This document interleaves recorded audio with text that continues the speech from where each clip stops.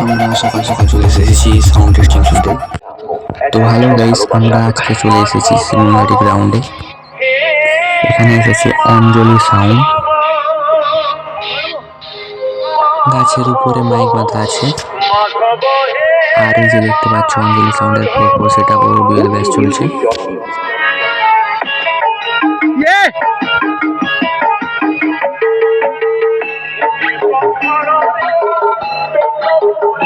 দেখতেই পাচ্ছ মাঠে কেমন কুয়াশা।